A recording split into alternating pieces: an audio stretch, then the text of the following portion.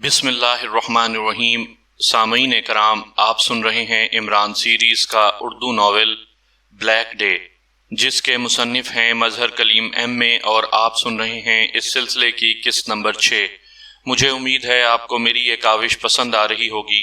आपने अगर अभी तक मेरा चैनल कहानी घर सब्सक्राइब नहीं किया तो अभी मेरे चैनल को सब्सक्राइब करके बेल नोटिफिकेशन ऑन कर लीजिए ताकि आने वाली हर नई कहानी की इत्तला बर वक्त आप तक पहुंच सके।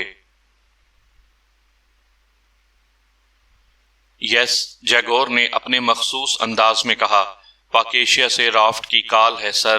दूसरी तरफ से निस्वानी आवाज में कहा गया। लहजा बेहद मौतबाना था। कराओ बात, जैगोर ने कहा। हेलो चीफ, मैं राफ्ट बोल रहा हूँ पाकेशिया से। चंद लम्हों बाद एक मर्दाना आवाज सुनाई दी। लहजा बेहद मौतबाना था। कोई खास बात जो कॉल किया है, और क्या तुम्हारा फोन महफूज है? जैगोर ने कहा। Yes sir, special satellite phone से कॉल कर रहा हूँ, राफ्ट ने कहा। ओके, क्या रिपोर्ट है? जैगोर ने कहा। चीफ, यहाँ दारुल हुकूमत में भारी मिकदार में असला डंप किया जा रहा है, लेकिन यहाँ कुछ ऐसे वाकयात भी हो रहे हैं जिनकी वजह से खतरे की घंटियां भी बज रही हैं, राफ्ट ने कहा। तो जैगोर बेइख्तियार चौंक पड़ा। क्या कह रहे हो? खुलकर बात करो, जैगोर ने तेज लहजे में कहा। चीफ, पहले सेंट्रल इंटेलिजेंस के सुपरिटेंडेंट ने संगलाख इलाके में हमारे असला सप्लायर के असला जखायर पर रेड किया, राफ्ट ने बोलते हुए कहा। मुझे मालूम है, यही कहना चाहते हो कि ये कार्रवाई सेंट्रल इंटेलिजेंस के इंस्पेक्टर शराफत की निशानदही पर की गई है और फिर इंस्पेक्टर को भी हलाक कर दिया गया है। जैगोर ने उसकी बात मुकम्मल होने से पहले ही दरमियान में बात काटते हुए कहा। चीफ, मामलात इससे भी आगे पहुंच चुके हैं। फजल खान को भी उसकी रिहायशी कोठी में हलाक कर दिया गया है और हमारी इंक्वायरी के मुताबिक ये काम एक खतरनाक पेशावर कातिल गॉब्स के जरिए कराया गया है, और अब हैरत अंगेज तौर पर उस गॉब्स की लाश भी एक वीरान इलाके से मिली है। और मजीद इंक्वायरी से ये भी पता चला है कि गॉब्स की पार्टी संगीन इलाके की बड़ी पार्टी स्टांगर ग्रुप, और स्टांगर ग्रुप का खास आदमी काला इस वारदात में मुलव्विस है, राफ्ट ने तफसील बताते हुए कहा। लेकिन इसमें हमारे लिए खतरे की कौन सी घंटियां हैं? स्मगलर ग्रुपों के दरमियान लड़ाइयां होती ही रहती हैं और वो एक दूसरे के आदमी मारते रहते हैं, और ये ऐसा सिर्फ पाकेशिया में ही नहीं पूरी दुनिया में होता है। और दूसरी बात ये कि स्टांगर तो किसी के सामने ही नहीं आया, फिर उसका नाम कैसे ले लिया गया? जैगोर ने तेज लहजे में बात करते हुए कहा। चीफ, आपकी बात दुरुस्त है, लेकिन मुझे इत्तलात मिल रही हैं कि मिलिट्री इंटेलिजेंस के अफराद भी गॉब्स के खिलाफ हरकत में आए हैं। यहाँ शेराट क्लब में गॉब्स के बारे में वो पूछ गुछ करते फिर रहे हैं, फिर अचानक वो भी गायब हो गए, और गॉब्स भी क्लब से मुल्हिका एक हॉस्टल के कमरे में छुपा हुआ था, गायब हो गया, और फिर उसकी गोलियों से छलनी लाश मिली। दूसरी तरफ पाकेशिया सीक्रेट सर्विस के लिए काम करने वाले इंतहाई खतरनाक एजेंट इमरान का शागिर्द और अंडरवर्ल्ड में इंतहाई खतरनाक समझे जाने वाला आदमी टाइगर भी दारुल हुकूमत के 4 सीजन क्लब के जनरल मैनेजर ब्राउन से तवील मुज़ाकरात करता रहा है, और ब्राउन के बारे में कहा जाता है कि उसके पास हर किस्म की इत्तलात पहुंचती रहती हैं। उसके पर्सनल सेक्रेटरी को जब अच्छा खासा मुआवजा देकर उन दोनों के दरमियान होने वाली बातचीत का टेप सुना गया तो टाइगर भी उस असले और उसके फैलाव के बारे में ही बात करता रहा। वो मालूम करना चाहता था कि इस सारी गेम के पीछे असल लोग कौन हैं। ब्राउन ने उसे बताया कि वो एक आदमी शंकर को जानता है जो काफरिस्तान में असले का स्मगलर है। इससे ज्यादा वो नहीं बता सका, तो टाइगर वापस चला गया। राफ्ट ने तफसील से बात करते हुए कहा। शंकर काफरिस्तान में है, इसलिए टाइगर उसका कुछ नहीं बिगाड़ सकता, बल्कि मैं उसे अहकामात दे देता हूं कि वो यहाँ टाइगर का खात्मा करा दे। बाकी रहे वो मिलिट्री इंटेलिजेंस वाले, उनका बंदोबस्त तुम नहीं कर सकते, जैगोर ने कहा। मैंने मिलिट्री इंटेलिजेंस में बातचीत की है और ये हतमी बात सामने आई है कि मिलिट्री इंटेलिजेंस में ऐसा कोई केस ही नहीं है, और ना ही उन हुलियों के लोग मिलिट्री इंटेलिजेंस में हैं। उसके बाद मैंने सिविल इंटेलिजेंस में बात की, वहां से भी उन लोगों का कोई ताल्लुक साबित नहीं हुआ। फिर मैंने अंडरवर्ल्ड में बात की तो पता चला कि कोई छोटी सी सरकारी एजेंसी है जिसका नाम 4 स्टार्स है, और ये 4 अफराद का ग्रुप है जो मुल्की मफादात के तहफ़्फ़ुज़ के लिए अक्सर सामने आता है। अलबत्ता एक अहम बात का इल्म हुआ है کہ اس اسمگلنگ کے خلاف پہلے بھی 4 سٹارز حرکت میں آتے رہے ہیں اور کئی بار تو عمران کو بھی ان کے ساتھ دیکھا گیا ہے۔ رافٹ نے جواب دیتے ہوئے کہا، تو 4 افراد کا خاتمہ کون سا مشکل کام ہے، تم یہ کام آسانی سے کرا سکتے ہو۔ جیگور نے کہا، چیف، ان کے ہلاک ہوتے ہی سیکرٹ سروس حرکت میں آ جائے گی، کیونکہ عمران ان کا ساتھی بھی ہے اور اس کا تعلق سیکرٹ سروس سے ہے۔ رافٹ نے جواب دیتے ہوئے کہا، ہاں تمہاری یہ بات تو درست ہے، ٹھیک ہے، فوری ایکشن لینے کی ضرورت نہیں ہے، لیکن ان کی نگرانی جاری رکھنا، اگر یہ خطرہ بننے لگیں تو اڑا دینا۔ جیگور نے کہا، یس چیف، حکم کی تعمیل ہوگی۔ رافٹ نے جواب دیتے ہوئے کہا تو چیف نے ریسیور رکھ دیا۔ رافٹ نے سمجھداری کی بات کی ہے، جیگور نے بڑبڑاتے ہوئے کہا، اور ایک بار پھر سامنے پڑی فائل کی طرف متوجہ ہو گیا، لیکن اچانک اس کے ذہن میں ایک خیال آیا تو اس نے چونک کر ریسیور اٹھایا اور یکے بعد دیگرے 2 نمبر پریس کر دیے۔ یس باس۔ دوسری طرف سے فون سیکٹری کی انتہائی مؤدبانہ آواز سنائی دی، کافرستان میں شنکر جہاں بھی ہو اس سے فوری بات کراؤ۔ جیگور نے کہا، یس باس۔ دوسری طرف سے کہا گیا تو جیگور نے ریسیور رکھ دیا۔ پھر تقریباً 10 منٹ بعد فون کی گھنٹی بج اٹھی تو جیگور نے ہاتھ بڑھا کر ریسیور اٹھا لیا۔ یس، جیگور نے اپنے مخصوص لہجے میں کہا۔ شنکر لائن پر ہے باس۔ دوسری طرف سے کہا گیا، یس چیف، میں شنکر بول رہا ہوں کافرستان سے۔ دوسری طرف سے ایک بھاری سی مردانہ آواز سنائی دی۔ معاملات کیسے جا رہے ہیں شنکر؟ جیگور نے کہا، یہاں تو ہر لحاظ سے اوکے ہیں چیف، بس سٹانگر نے فضل خان کے بارے میں شکایت کی تھی تو میں نے فضل خان کو فوری طور پر کافرستان بلا کر ان دونوں کی صلح کرا دی۔ اس طرح اب کوئی پرابلم نہیں رہا۔ شنکر نے کہا، اس کا مطلب ہے کہ تمہیں تازہ ترین اطلاع نہیں مل سکیں؟ فضل خان کو اس کی رہائش گاہ میں ہلاک کر دیا گیا ہے، اور فضل خان کو ہلاک کرنے والا ایک پیشہ ور قاتل گوبز تھا۔ اس گوبز کو بھی ہلاک کر دیا گیا ہے اور اس کی لاش ویران علاقے سے ملی ہے، لیکن یہ حتمی معلومات ملی ہیں کہ گوبز کی پارٹی سٹانگر کا آدمی کالا ہے اور اس کالے نے گوبز کے ذریعے فضل خان کو ہلاک کروایا ہے۔ اسی لیے تو میں نے پاکیشیا میں اپنے لوگوں کو کہہ دیا تھا کہ اب وہ فضل خان کی بجائے موتی کو پیمنٹ کریں، کیونکہ مجھے اطلاعات مل رہی تھی کہ فضل خان کے ہلاک ہونے کے خدشات موجود ہیں، اور ویسا ہی ہوا۔ جیگور نے تیز تیز لہجے میں کہا، اب کیا کیا جا سکتا ہے چیف؟ میں نے تو کوشش کی تھی کہ صلح صفائی ہو جائے۔ شنکر نے کہا، اب ایک اور اطلاع بھی سن لو، اسی کے لیے میں نے تمہیں فون کیا ہے۔ جیگور نے کہا، یس سر۔ شنکر نے کہا، پاکیشیا کی انڈر ورلڈ میں کام کرنے والا ایک آدمی جس کا نام ٹائیگر ہے تمہارے خلاف کام کر رہا ہے۔ جیگور نے کہا، کیا کام چیف؟ شنکر نے حیرت بھرے لہجے میں کہا، پاکیشیا میں 4 سیزن کلب ہے، اس کا چیف براؤن ہے۔ ٹائیگر نے فضل خان کے اسلحے کے ذخیروں پر سینٹرل انٹیلیجنس کی ریڈ کے سلسلے میں کام کرتے ہوئے اس سے پوچھا کہ اس سب کھیل کے پیچھے اصل آدمی کون ہے، تو اس براؤن نے تمہارا نام لیا ہے۔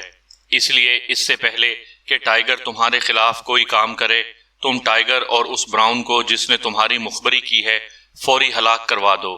جیگور نے کہا، میں نے ٹائیگر اور براؤن دونوں کے بارے میں سنا ہوا ہے، آپ بے فکر رہیں، یہ دونوں 2 روز سے زیادہ زندہ نہ رہ سکیں گے۔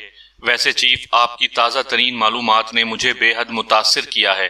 شنکر نے کہا، گڈ کمنٹ۔ جیگور نے کہا، اور پھر مسکراتے ہوئے اس نے ریسیور رکھ دیا۔ اب اس کے چہرے پر اطمینان کے تاثرات ابھر آئے تھے۔ ٹائیگر نے کار عمران کی فلیٹ کے نیچے سائٹ پر روکی اور پھر نیچے اتر کر اس نے کار لاک کی اور سیڑھیاں چڑھتا ہوا وہ اوپر دروازے پر پہنچ گیا۔ عمران سے فون پر وہ بات کر چکا تھا اور عمران نے ہی اسے فلیٹ پر کال کیا تھا، اس لیے دروازے پر جا کر اس نے کال بیل کا بٹن پریس کر دیا۔ تھوڑی دیر بعد سلیمان کی آواز سنائی دی۔ وہ پوچھ رہا تھا کہ دروازے پر کون ہے، تو ٹائیگر نے اپنا نام بتا دیا۔ دروازہ کھلا تو سلیمان سامنے موجود تھا۔ رسمی سلام دعا کے بعد ٹائیگر آگے بڑھتا ہوا سٹنگ روم میں داخل ہوا اور عمران سے سلام دعا کر کے کرسی پر بیٹھ گیا۔ عمران کے ہاتھ میں ایک سائنس میگزین تھا، اس نے اسے بند کر کے واپس سائیڈ میز پر رکھ دیا۔ ہاں، اب بتاؤ کہ یہ کافرستان کا شنکر کون ہے اور کیا کرتا ہے؟ عمران نے کہا تو ٹائیگر نے 4 سیزن کلب کے براؤن سے کی جانے والی ملاقات اور اس سے ہونے والی گفتگو کی تفصیل دہرا دی۔ تو تم اس سے معلومات حاصل کرنا چاہتے ہو کہ دارالحکومت میں حساس اسلحہ اکٹھا کر کے یہ لوگ کیا کرنا چاہتے ہیں؟ عمران نے کہا، اور پھر اس سے پہلے کہ ٹائیگر کوئی جواب دیتا، سلیمان ٹرے اٹھائے اندر داخل ہوا۔ ٹرے میں بسکٹ کی 2 پلیٹیں اور 2 چائے کی پیالیاں موجود تھیں۔ شکریہ سلیمان۔ ٹائیگر نے اس کا شکریہ ادا کیا اور سلیمان مسکراتا ہوا واپس چلا گیا۔ باس، یہ تو معلوم ہے کہ ہمارے ملک میں فسادات پھیلا کر ملک اور اس کی سلامتی کو عدم استحکام سے دوچار کرنا چاہتے ہیں، تاکہ اس سارے خطے میں اسرائیل اور ایکریمیا کا بذریعہ کافرستان کنٹرول ہو سکے، اور مسلمانوں کے اس نظریاتی ملک کو جو اہمیت حاصل ہے اسے ہمیشہ کے لیے ختم کر دیا جائے۔ میں تو اس شنکر سے یہ معلومات حاصل کرنا چاہتا ہوں کہ اس سازش میں اس کے ساتھ اور کون کون شامل ہیں، کیونکہ اتنی بڑی سازش میں صرف ایک آدمی شامل نہیں ہو سکتا۔ ٹائیگر نے بسکٹ اور چائے لیتے ہوئے کہا، خود تو بتا رہے ہو کہ اصل گیم کے پیچھے اسرائیل اور ایکریمیا ہیں۔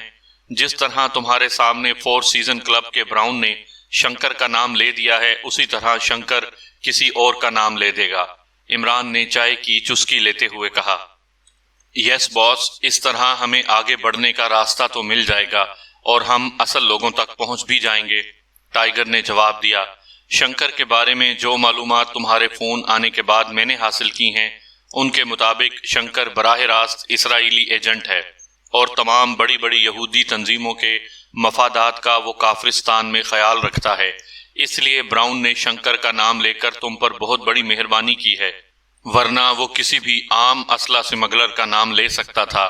میں نے تمہیں یہاں اس لیے بلایا ہے کہ تمہیں بتا سکوں کہ تم نے شنکر سے اس کے کسی کافرستانی ساتھی کا نام پوچھ کر اسے ہلاک نہیں کرنا، بلکہ یہودیوں کی اس تنظیم کے بارے میں معلوم کرنا ہے جس کے تحت یہاں پاکیشیا میں یہ سارا کام ہو رہا ہے، تاکہ اصل لوگوں پر ہاتھ ڈالا جا سکے۔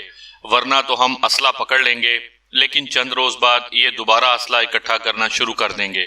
بین الاقوامی سطح کی سازش میں چھوٹے چھوٹے نقصانات کو نہیں دیکھا جاتا۔ عمران نے کہا، ٹھیک ہے باس، ویسے میں یہ سمجھا تھا کہ شاید آپ نے اس لیے مجھے بلایا ہے کہ آپ بھی میرے ساتھ کافرستان جانا چاہتے ہیں۔ ٹائیگر نے کہا تو عمران بے اختیار ہنس پڑا۔ اب تم بچہ ٹائیگر نہیں، جوان ٹائیگر بن چکے ہو، اس لیے اب تمہاری حفاظت کے لیے مجھے تمہارے ساتھ جانے کی ضرورت نہیں ہے۔ عمران نے ہنستے ہوئے کہا، اس کمپلیمنٹ کا شکریہ باس، میں آپ کی بات کا خیال رکھوں گا۔ اب اجازت دیں، خدا حافظ۔ ٹائیگر نے اٹھ کر سلام کرتے ہوئے کہا اور پھر مڑ کر بیرونی دروازے کی طرف بڑھ گیا۔ فلیٹ کی سیڑھیاں اتر کر وہ نیچے ایک سائٹ پر موجود اپنی کار کی طرف بڑھنے ہی لگا تھا کہ اس کی چھٹی حص نے یک لخت الارم بجایا، اور اسی لمحے اس کی نظریں سامنے موجود ایک سرخ رنگ کی کار پر پڑیں جس کی سائیڈ سیٹ پر بیٹھے ایک آدمی کے ہاتھ میں مشین گن تھی، اور اس کا ٹارگٹ ٹائیگر ہی تھا۔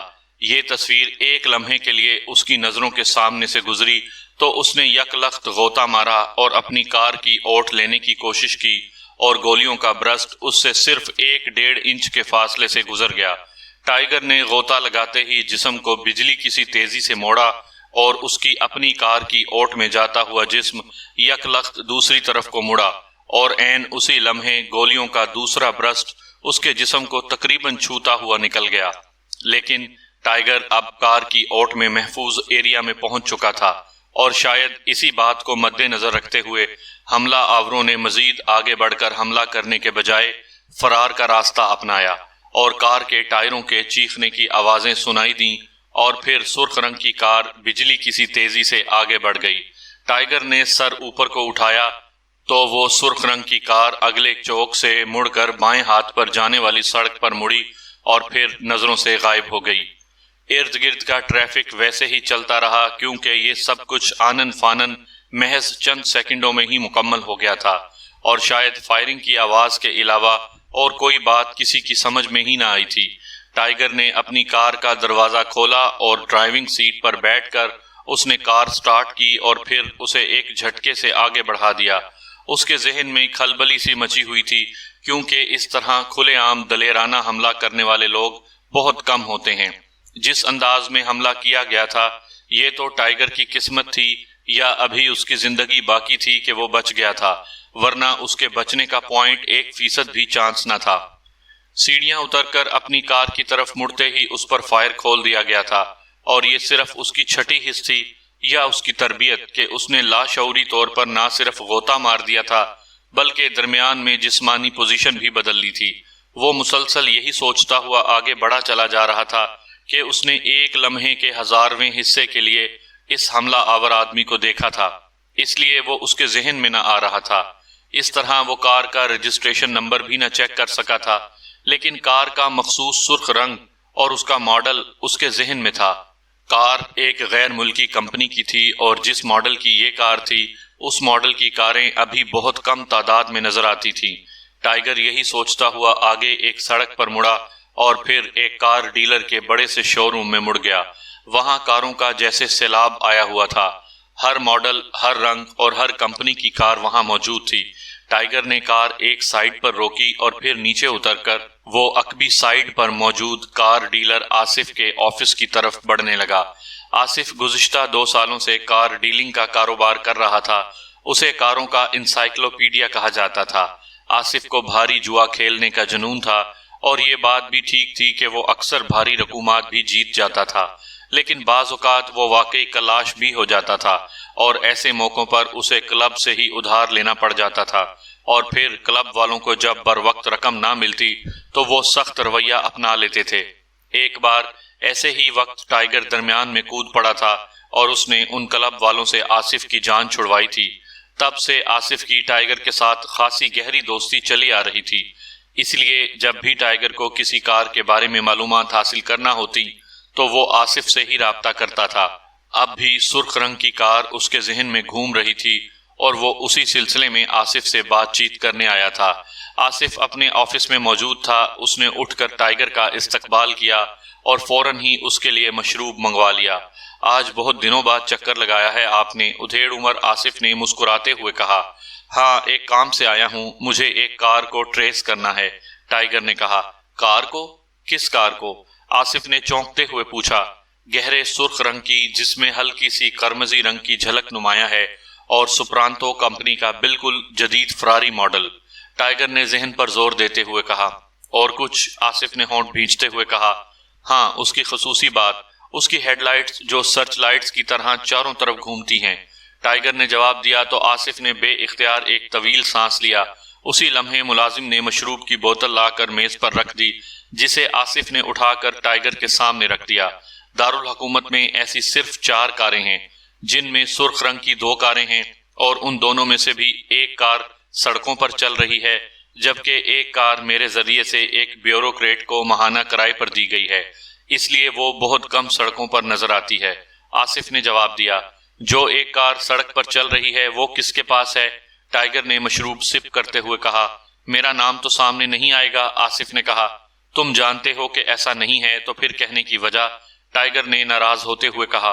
ناراض ہونے کی ضرورت نہیں ہے، یہ آدمی جس کے پاس یہ کار ہے انتہائی با اثر اور طاقتور آدمی ہے۔ اگر اسے معلوم ہو گیا کہ میں نے اس کی مخبری کی ہے تو وہ شو روم سمیت مجھے جلا کر راکھ کرا دے گا، آصف نے کہا۔ ٹھیک ہے، میں حلف دیتا ہوں کہ تمہارا نام سامنے نہیں آئے گا، ٹائیگر نے کہا۔ تو پھر سنو، بلو مون کلب کے جنرل مینیجر اور مالک ڈان کے پاس یہ گاڑی ہے اور اس کا ڈرائیور اسے عام سڑکوں پر لیے پھرتا ہے، آصف نے جواب دیا۔ یہ ڈان خود بھی لوگوں پر حملے کرتا ہے، ٹائیگر نے کہا۔ ارے نہیں، وہ آفس میں بیٹھ کر حکم دیتا ہے، اسے خود ایسے کام کرنے کی کیا ضرورت ہے، آصف نے جواب دیتے ہوئے کہا۔ اوکے، تھینک یو، اور اب سب کچھ بھول جاؤ، ٹائیگر نے اٹھتے ہوئے کہا، اور پھر آصف سے مصافحہ کر کے وہ اس کے آفس سے باہر نکلا اور اپنی کار کی طرف بڑھتا چلا گیا۔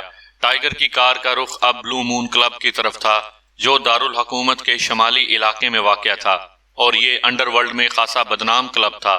یہ جرائم پیشہ افراد کا گڑھ تھا اور یہاں گھٹیا درجے کے بدماش ہر وقت بھرے رہتے تھے۔ ٹائیگر بھی کبھی کبھار ہی ادھر آتا تھا، ورنہ عام حالات میں وہ ایسے گھٹیا بدماشوں کے کلب میں جانے سے گریز کرتا تھا۔ کار چلاتے ہوئے وہ مسلسل یہی سوچ رہا تھا کہ اسے ٹارگٹ آخر کیوں بنایا گیا ہے، اور پھر اس طرح کھلے عام حملہ کرنا اس کے لیے عجیب سی بات تھی۔ اس کی ایک ہی وجہ ہو سکتی تھی کہ حملہ آوروں کو بے حد جلدی ہو، لیکن ایسی کوئی جلدی اس کی سمجھ میں نہیں آ رہی تھی۔ بہرحال یہی سوچتا ہوا وہ بلو مون کلب پہنچ گیا۔ اس نے کار پارکنگ میں روکی اور پھر نیچے اترا تو اس کے چہرے پر بے اختیار مسکراہٹ تیرنے لگی۔ کیونکہ وہ مخصوص سرخ رنگ کی کار یہاں موجود تھی۔ اس کا مطلب تھا کہ آصف نے درست نشاندہی کی تھی، لیکن اب ٹائیگر کے لیے میک اپ کرنا ضروری تھا کیونکہ حملہ آور اسے گھیر سکتے تھے۔ یہ ان کا اپنا اڈا تھا۔ اس نے سائیڈ سیٹ اٹھا کر نیچے موجود باکس میں سے ready made makeup bag اٹھایا اور اس میں سے میک اپ ماسک نکال کر اس نے بیگ بند کر کے واپس رکھا اور ماسک منہ اور سر پر چڑھایا اور سامنے لگے ہوئے کار کے آئینے میں دیکھتے ہوئے ہاتھوں اور انگلیوں سے ماسک کو ایڈجسٹ کر لیا۔ جب اس کی تسلی ہو گئی کہ عام حالات میں اسے کوئی چیک نہ کر سکے گا تو اس نے کار کا دروازہ کھولا اور نیچے اتر آیا۔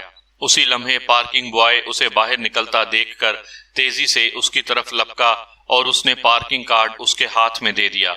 یہ خوبصورت سرخ رنگ کی کار کس کی ہے؟ بے حد خوبصورت ماڈل ہے، ٹائیگر نے سائٹ پر موجود سرخ کار کی طرف اشارہ کرتے ہوئے کہا۔ کلب کے مالک اور جنرل مینیجر صاحب کی ہے، نوجوان نے جواب دیا اور پھر تیزی سے دوڑتا ہوا کسی اور کار کی طرف بڑھ گیا۔ ٹائیگر نے میک اپ دانستہ غنڈوں اور بدماشوں والا نہ کیا تھا، کیونکہ نئے غنڈے کو گھیر لیا جاتا تھا اور جب تک وہ یہ نہ بتائے کہ وہ کون ہے اور اس کا تعلق کس گروپ سے ہے اور وہ یہاں کیوں آیا ہے، خاص طور پر اکیلے آدمی کے ساتھ ضرور ایسا کیا جاتا ہے۔ ٹائیگر تیز تیز قدم اٹھاتا مین گیٹ کی طرف بڑھتا چلا گیا۔ مین گیٹ کے قریب ہی پبلک فون بوتھ موجود تھا۔ اسے دیکھ کر ٹائیگر کو ایک خیال آیا تو وہ ہال میں جانے کے بجائے فون بوتھ میں داخل ہوا۔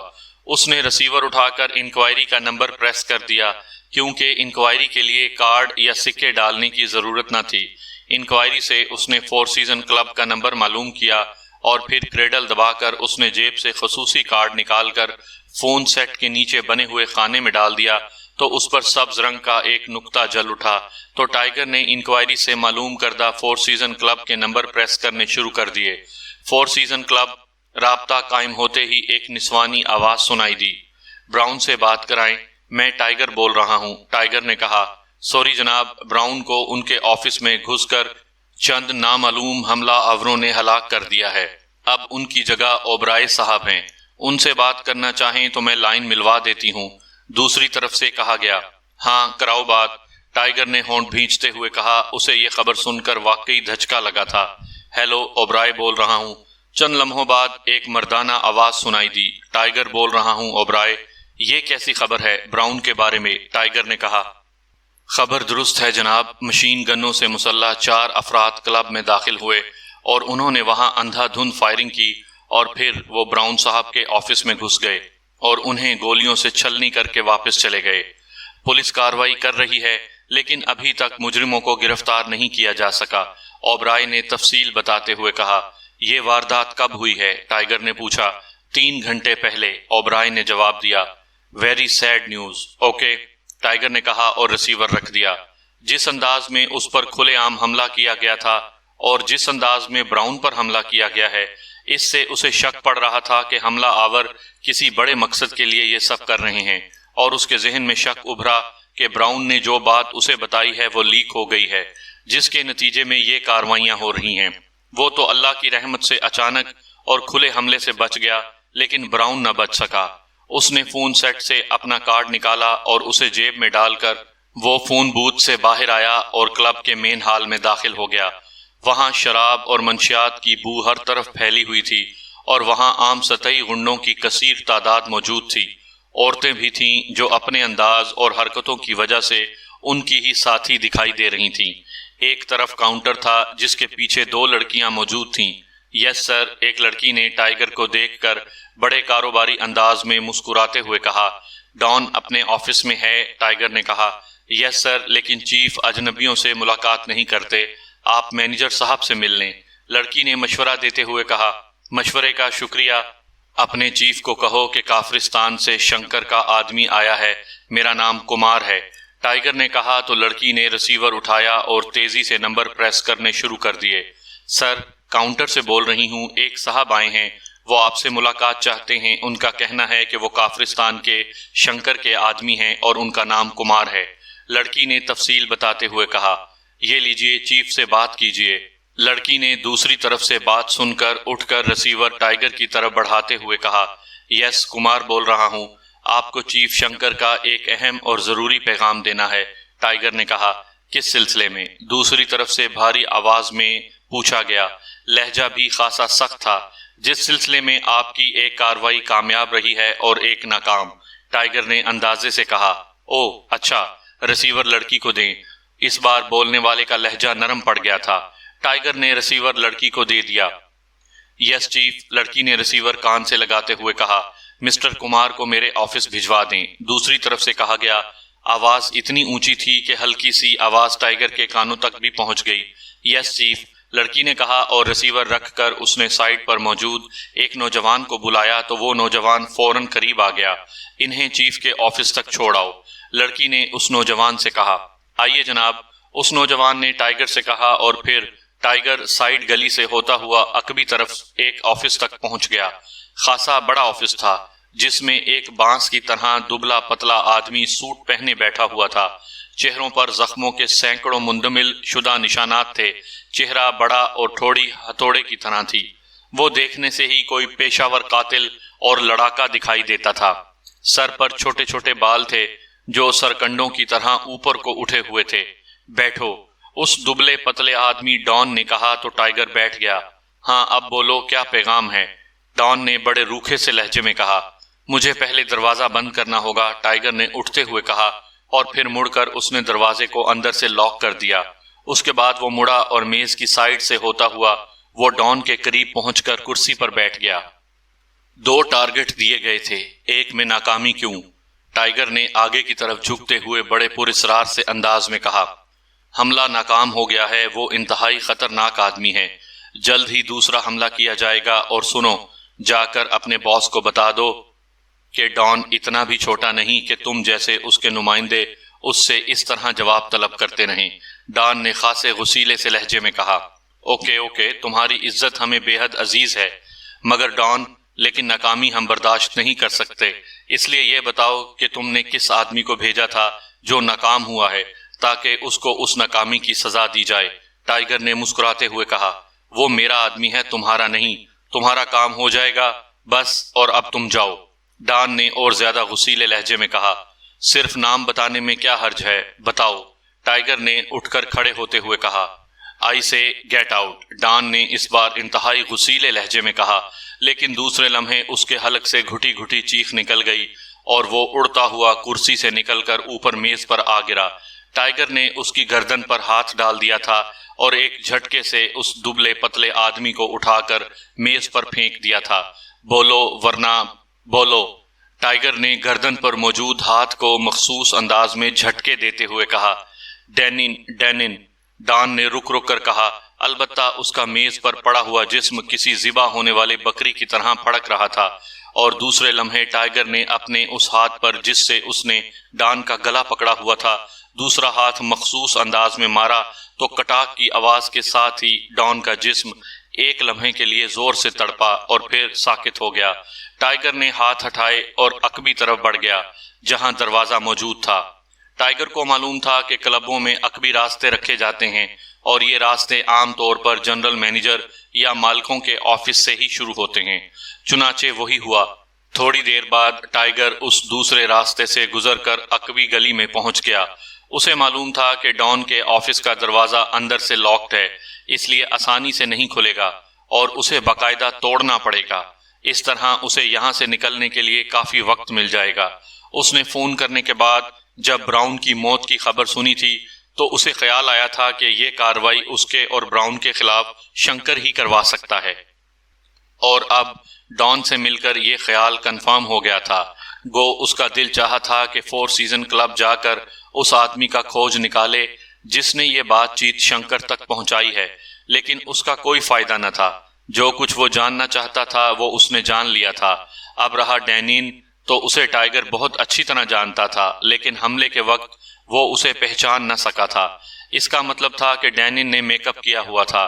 ڈینین انڈر ورلڈ کا معروف قاتل تھا اور اس کے ساتھ ساتھ ڈرگ سمگلنگ کے سلسلے میں بھی ملوث تھا۔ ٹائیگر ایک لمبا چکر کاٹ کر سامنے کی رخ سے کلب کے کمپاؤنڈ ایریا میں داخل ہوا اور پارکنگ کی طرف بڑھتا چلا گیا۔ کلب میں کوئی گڑبڑ نہ تھی، اس کا مطلب تھا کہ ابھی ڈان کی لاش سامنے نہیں آئی تھی۔ اس نے پارکنگ بوائے کو کاٹ دیا اور پھر کار نکال کر وہ کلب کی حدود سے باہر آ گیا۔ اب اسے ڈینین کی تلاش تھی۔ قریب ہی ایک اور کلب تھا۔ ٹائیگر اس کلب کی طرف مڑ گیا۔ پھر کلب کی پارکنگ میں اس نے کار روکی اور سب سے پہلے چہرے پر موجود میک اپ اتارا، اور پھر وہ نیچے اترا اور کار لاک کی۔ اسی لمحے پارکنگ بوائے نے اسے کاٹ دیا اور پھر آگے بڑھ گیا۔ ٹائیگر نے کارڈ جیب میں ڈالا اور کلب کے مین گیٹ کی طرف بڑھتا چلا گیا۔ کلب میں زیادہ لوگ نہ تھے، شاید اس لیے کہ ابھی شام بھی نہ ہوئی تھی، اور ایسے کلبوں میں رات گئے رش ہوتا تھا۔ ٹائیگر کاؤنٹر کی طرف بڑھنے ہی لگا تھا کہ عقب سے کسی نے اس کو نام لے کر پکارا تو وہ چونک کر مڑا، اور دوسرے لمحے اس کے لبوں پر مسکراہٹ دوڑنے لگی، کیونکہ یہ راڈش کلب کا اسسٹنٹ مینیجر کولون تھا، جو اس کا گہرا دوست تھا۔ کولون کو انڈر ورلڈ کا کیڑا یا انسائکلوپیڈیا کہا جاتا تھا۔